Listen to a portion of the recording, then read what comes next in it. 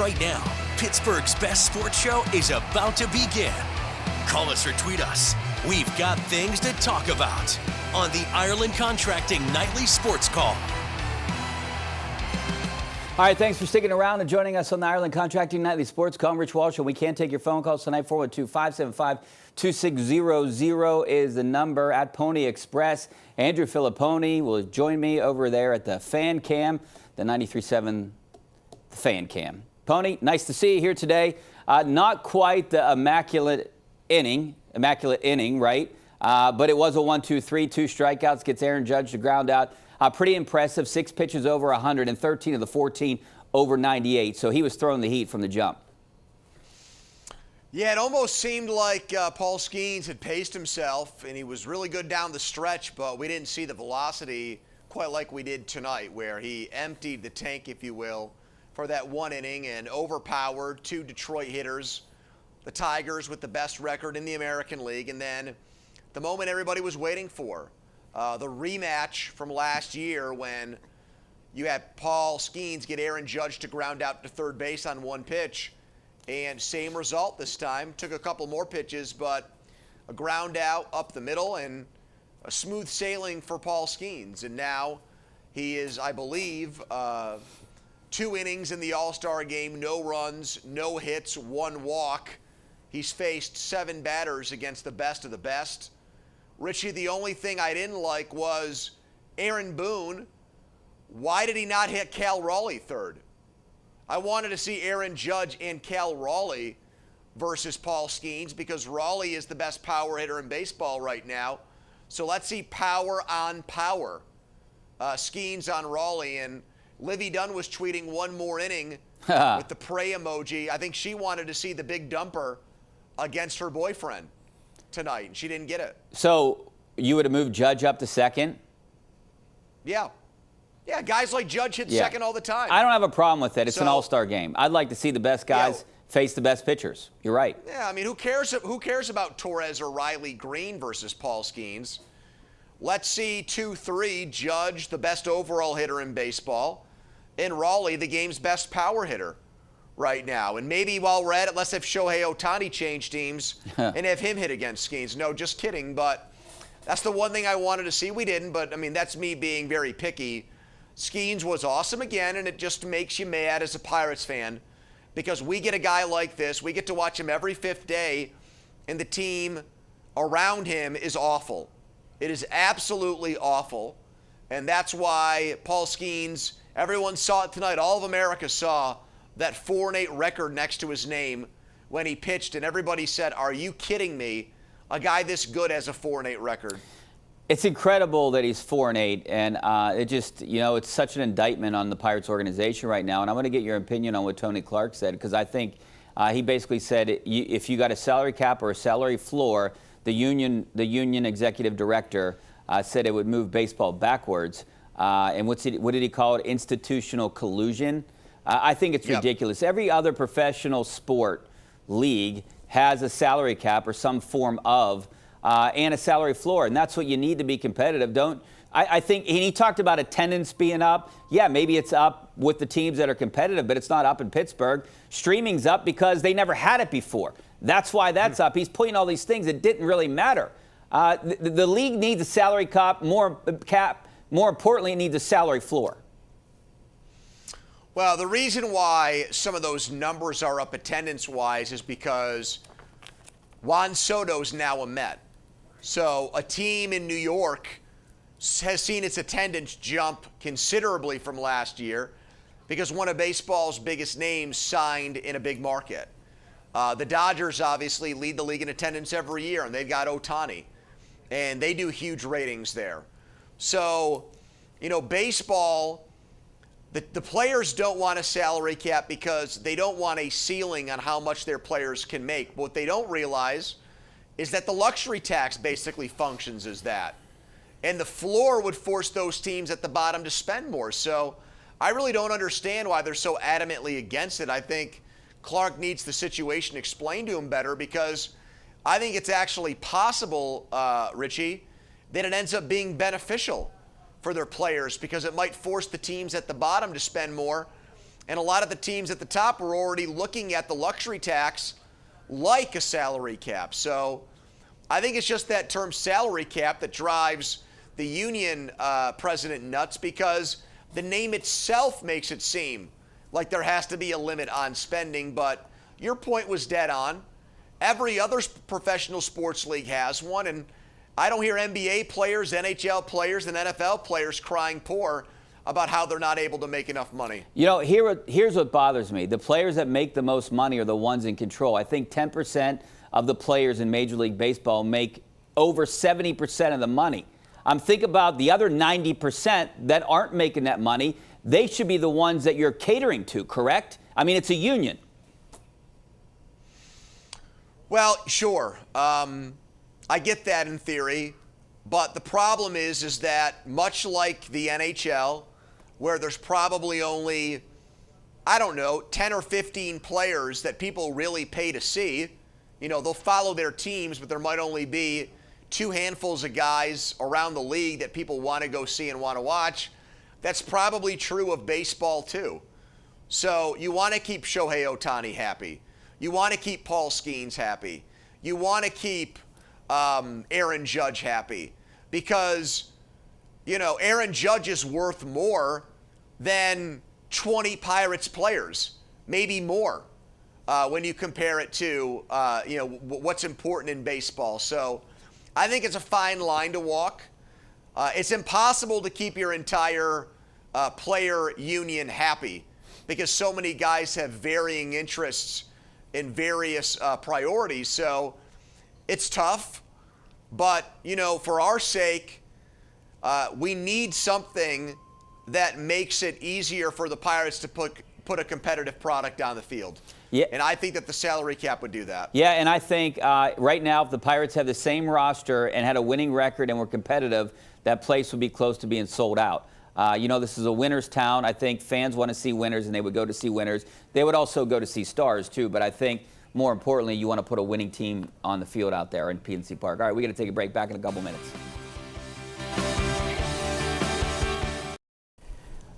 All right, welcome back to the Ireland Contracting Nightly Sports Call. This is from the Sporting News, our Xfinity tweet of the night. Paul Skenes threw 14 pitches in the top of the first, all four-seam fastballs. And there's what I was talking about, 13 of the 14 pitches over 98. His slowest pitch was 95, and I think that's a pretty fast fastball when you're looking at majors. And the two Tigers that led off, Green and Torres, the first two batters, were way behind. You don't see too many balls going 100 miles an hour, even in the majors. Well, the Miz for Milwaukee throws 103, and he was a very controversial selection for this game, Richie. He only made 5 starts, and some people, not all people, were upset when Paul Skenes started last year because he didn't begin the season in the major leagues. Well, this guy from Milwaukee who Skenes lost to earlier this month has been just really absolutely incredible for them in terms of velocity. And, yeah, people want to see the high heat. Aroldis Chapman is in this game, Richie, as a guy still throwing hard. And he has been awesome for the Red Sox. Would have made sense for the Pirates to bring him back this offseason, but they decided not to do that. They decided to sign guys like Tommy Pham. Let's go out to John in Cranberry. How you doing, John? Hey, Richie and Andrew. Thanks for taking my call. You know, I was going to talk about the baseball situation with Tony Clark, but you guys covered it all with the salary cap. I hope they get it. So I'll switch up gears here because you answered all my questions on that. I wanted to talk about the story that Josh Yohe wrote in The Athletic about Mario and Burkle buying the Penguins again. And I'm a little confused by it because it seemed like they want to buy it, but Fenway Sports still wants to keep part of the, as like a smaller portion of the ownership. So I wanted to get your take and Andrew's take on, do you think it could happen, and what do you guys think about Mario rebuying the Penguins? Thanks for taking my call. Thanks, John. First of all, I would love it. I don't think Fenway Group wants to sell. It seems like these guys want to get back in, but Fenway Group doesn't want to lose money right now, and I don't know if the Penguins are worth what they paid for it a couple years ago. Are they? Do you think so? Yes, they're worth more than they did because the valuation of franchises has gone up. And even though their in-arena revenue is down, they've made up for it in other ways in terms of some of the international TV money that comes in and things like that. I think you summed it up perfectly, and I thought the caller had a very good handle on things too. Burkle and Mario want to buy the team back, it sounds like, and not just buy a part. They want most of it. And Fenway Sports Group doesn't want to give up anything more than a small percentage of the team. So I don't see a fit here at all. They can try, I think, to exert public pressure, and that's what's happening, where David Morehouse, Mario, and Ron Burkle are trying to get the word out, we want the team. And I think they've even let the commissioner of the NHL know that. But if Fenway Sports Group doesn't want to give up that much of the team, and they're not being coerced or cajoled to do it by the NHL, then I don't think we're going to have a match here, Richie. I think Fenway will continue to own the team. Fenway's running it as a business. I don't think it means too much to them. Do you? It's not like them owning the Red Sox. Well, correct? Yeah, I mean, it's not. No, it could because they have more properties than one. Now, people have more kids than one, and that doesn't mean they don't have enough love to go around. So, I don't think that necessarily means because they have the Red Sox, the Premier League soccer team, they've got stock car racing too, that they can't do a good job of owning all of them at once. But, yeah, I mean, obviously that was Mario Lemieux's sole attention, and David Morehouse did a good job, and Ron Burkle was the money man behind it all. So, you're right. I mean, that did seem like back then that they did everything they can to make the Penguins a winning team. And they made money, but the emphasis was on producing a winning product. And I wouldn't say Fenway Sports Group hasn't done that, Richie. I think they tried with the Carlson trade and the hiring of Dubas and things like that, but it's just completely blown up in their face. All right, let's go out to Kirk and Manor. How you doing, Kirk? Hey, how you guys doing tonight? Hey, I'm just asking you, why wouldn't they just let Mr. Skenes move on? He's a generational pitcher. He's awesome. This team will never spend the money to get a team around him. Give me your guys' opinion. I'm tired of the Pirates trading guys away. They need to start signing guys. I hate looking 5 years down the road and hoping this prospect works out and what prospects you're going to get back in return. You got to hold the Pirates accountable. You got to hold the ownership accountable, the general manager accountable. They got to build a team around this guy because you have about a 3-year window. I think that's how many more years do you think you're going to have Paul Skenes around? Maybe one more full year. That's it? And that might be it. I think potentially 3, unless, they don't want to pay that first-year arbitration? Well, it also depends on if Paul Skenes pushes the issue. And right now it doesn't seem like he will. He said all complimentary things about his time in Pittsburgh and with the Pirates so far. But he might get frustrated. Who knows? A lot can change in a short amount of time. They do have to sign more players. The guys they've kept from inside have largely disappointed and underachieved. Mitch Keller's had a good year, but Brian Reynolds, who they gave their first $100 million contract to, is having an abysmal season. And Ke'Bryan Hayes, who they gave a $75 million contract to, has been all glove, no bat. So they have kept guys, but they haven't kept good ones, or those guys haven't gotten better. And now I got to hear Jeff Hathorn tell me today that the Pirates should make O'Neal Cruz the highest paid player in baseball history. Richie, I'd like to see O'Neal Cruz actually hit a left-handed pitcher every once in a while and not have a ball go underneath his glove in center field and not run it down and not go an entire month and hit 130 like he did in June before I give him the biggest contract in Pirates history. I would try to definitely keep him around here for a while. I don't know if he can be a... And pay him what? I don't know. I don't know what you can pay him. I don't know what he's going to want or what he's going to command. Maybe he takes a team-friendly deal, maybe not. But at some point in the next couple years, you're going to have to make a decision on the guy. I wouldn't trade him this year. I would want to keep him around and see what you can do with Paul Skenes and the starting pitching staff next year. Maybe you can go out and sign a couple guys. Maybe you could trade for a couple guys because I think that's the only way you're going to get guys here. I know. Because free agents don't want to sign here. Okay, but those are two separate things. Not trading him is one thing. I agree with that. giving him a 5-year deal that paid him, I don't know, $125 million a year is not something I want to do. He's got a lower WAR than IKF.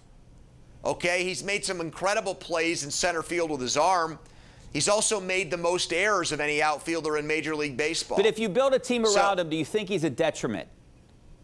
No, I don't think he's a detriment, but I don't think hold on. I think he's got the talent to be a guy you build a team around, but he hasn't shown it that he can be a player that you build a team around. And look, I mean, the Pirates have to take some blame here. They moved him to center field mid-season last year. And I still think, I don't care what anybody says, I still don't think he's happy about that, Richie. I think he feels like that was a Bush League thing to do, to move him to a new position without him playing the outfield at all midstream. And I think they're still paying for that in some ways. They might, but I think it was the right decision moving him away from shortstop. They just need to find. I agree with that. Yeah, maybe center field is in his position. I thought it was the right move last year. Maybe eventually he goes to right if you find a center fielder, or left potentially. We'll see. Only time will tell. We're going to take a break right now. Coming back in a couple minutes.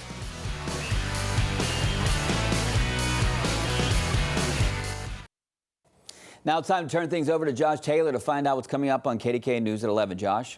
Richie, tonight President Trump returns to Pittsburgh for a massive economic announcement. Plus, a former police officer pleads guilty to causing the death of a Good Samaritan. And we're in first alert weather mode as Ray tracks heavy rains that could lead to flash floods. All at 11. See you then. All right, see you in a couple minutes. Josh, Pony, we only have about a minute here.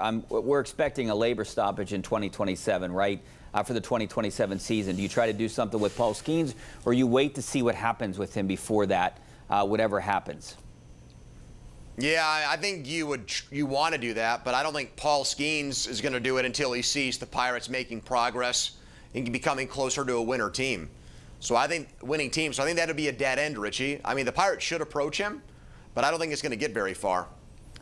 But I mean, you might not know. It's just 1 year, and he's not going to hit that contract until after 27, correct? So I think you're going to have him for at least a couple more years, probably until at least the 28th season. If there is no 27, there's an extra Richie, year with him, correct?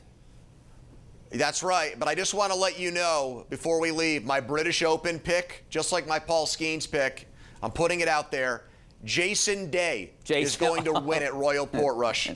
The worst dressed golfer out there. All right, Jason Day, I'm going with Rory McIlroy. Thanks for your pick. Thanks, Pony. We'll see you same time, same place next week. Hopefully we see you on KDKA News in just a couple minutes.